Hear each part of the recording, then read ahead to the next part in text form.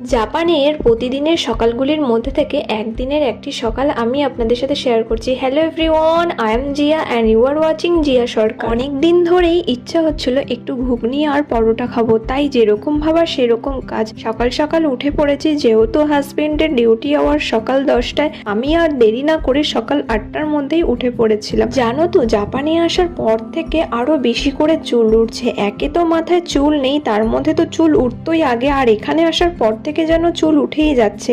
আর আমার বিয়ের এখনো 1 বছর হয়নি বলে আমি চুলটা কাটতেও পারছি না। তবে আর বেশি দিন নেই অ্যানিভার্সারি আসতে। যাই হোক, আগের দিন রাত্রেবেলায় আমি মটরগুলো ভিজিয়ে রেখেছিলাম, বড় বড় হয়েছে, কিন্তু প্রেসার কুকারে দিয়ে দিয়েছিলাম সেদ্ধ হবার জন্য। আর জানো তো, আমি বুঝতে পারছিলাম না কটা সিটি দেবো। আমি না 3টে সিটি দিয়েছি, আর মটর আলু সমস্ত কিছু গলে গেছে।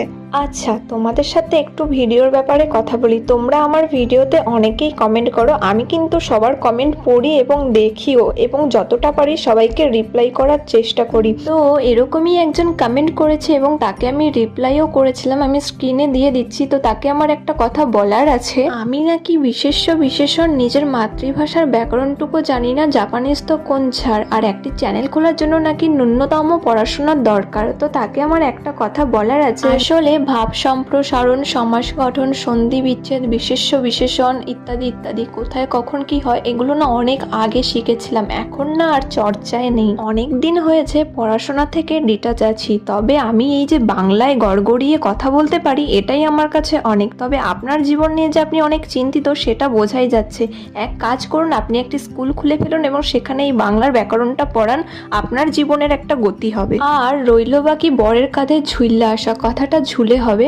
যাই হোক, যেমন করেই আসি, এরকমই ভাগ্যই বা কজনের থাকে। আমার আছে তাই আমি আসতে পেরেছি, আপনারা আসার চেষ্টা করুন না। আমি নয় বরের কাঁধ ঝুলে এসছি, আপনি আপনার বউয়ের কাঁধে ঝুলে আসুন, তখন নয় আপনার এই কথাটা শোভা পাবে। যাই হোক, অনেক কথাই বলে ফেললাম। এর থেকেও বাজে কমেন্ট আমার কমেন্ট বক্সে আছে, তবে এই নিয়ে আমি আর কথা বাড়াতে চাইছি না। আসলে কি বলুন তো, এদের জীবনটা এতটাই পারিশান, সাথে অন্যের সুস্থ স্বাভাবিক জীবনটাও এরা পারিশান করে তুলছে। একটা নেগেটিভ কমেন্টের উত্তর দিতে দিতে রান্না কতদূর এগিয়ে চলে এসছে। আর আমি যেহেতু আগে থাকতে কাটাকুটি করে রেডি করে রেখেছিলাম, তাই আমার রান্না করতে সুবিধেই হয়েছিল।